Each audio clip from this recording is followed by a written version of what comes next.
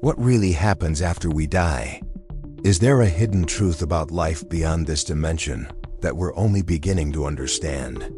What if you've already died once, and what you call life now is merely the echo of something you've forgotten? This question haunts the most awakened minds across time. How do we know we are dead? It's not just curiosity, it's something deeper. An ancient knowing returning. And today, you'll remember. Chapter 1.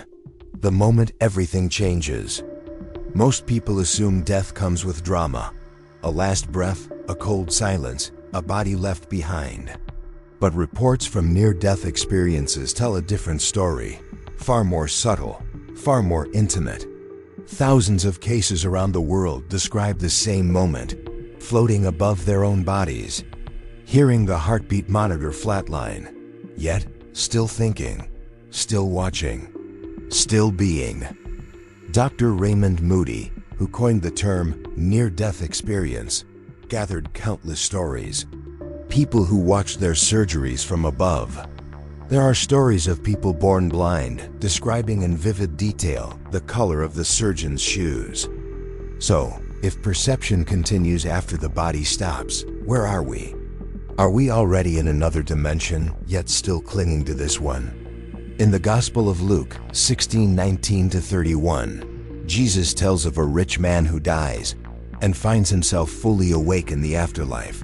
Not sleeping, not gone, awake, regretful, conscious. He begs for his brothers to be warned, but it's too late. Because death didn't stop his awareness, it revealed it. Chapter 2. The subtle death we don't notice. But let's go deeper. What if we've misunderstood what it means to die? Why are we so afraid of death? Really, do we know how to live? Perhaps death isn't the moment the body stops, but the moment the spirit disconnects from truth. We see people every day who are technically alive, but numb, on autopilot, disconnected from wonder, from silence, from soul. Isn't that a kind of death too? In Christian mysticism, saints spoke of the dark night of the soul, a moment where one feels utterly cut off from God, not because they have died, but because they are about to awaken to something higher. Chapter 3. Life after death, or life within death. Let's explore what different traditions teach us, not in contradiction, but in harmony. Tibetan Buddhism speaks of the Bardo, the state between death and rebirth. It's a mirror world where your thoughts become your reality. If your soul is full of fear, you'll see monsters. If you've cultivated peace, you'll walk through light. In Hinduism, the Bhagavad Gita tells us, the soul is neither born, nor does it ever die. It is eternal, indestructible, and timeless. What dies is the costume, the mask, the story. And in Christian scripture, Paul wrote in 2 Corinthians 5-8, to be absent from the body is to be present with the Lord. Notice, there's no delay, no pause, just a shift of perception. Chapter 4. The dimensions overlapping ours. Now, imagine dimensions not as places far away, but as layers of reality existing right here, right now. Have you ever woken from a dream and felt more real in that dream than in your waking life? In culture Sufi, the veil between worlds is described as very thin, and death is called the wedding night, the soul's return to the beloved. In dreams, in meditation, in moments of deep stillness, we touch other worlds. In one documented case, Anita Morjani, a woman dying from cancer, slipped into a coma.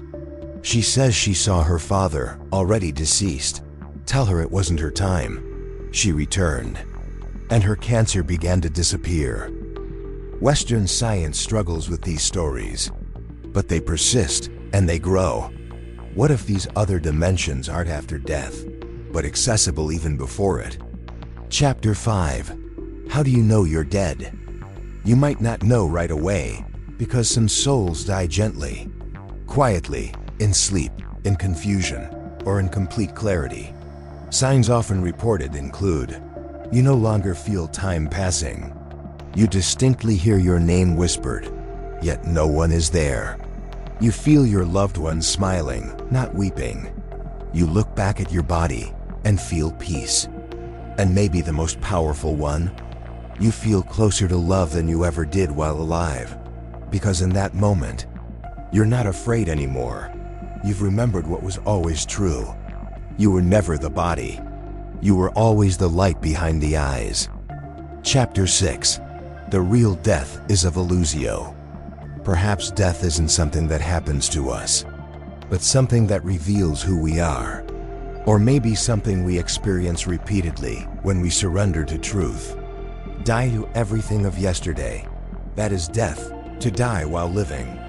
Let go of the self-image, the attachment, the name, the need to be right. This kind of death is sacred. It clears the illusions, allowing the true self to rise. In this sense, spiritual awakening and death are twin flames. One strips away illusion. The other reveals what's eternal. Not the end, but the reader. Maybe you won't recognize the moment you die. Not because it's hidden, but because it will feel like home. Like remembering something you've always known. And so we ask again, how do you know you're dead? Maybe it's when you finally stopped being afraid to live. Maybe it's when your soul smiles. Because it's free. The enigma of what lies beyond death continues to stir the deepest corners of our soul. If you feel this awakening too, stay connected. There's so much more to explore about life beyond this dimension.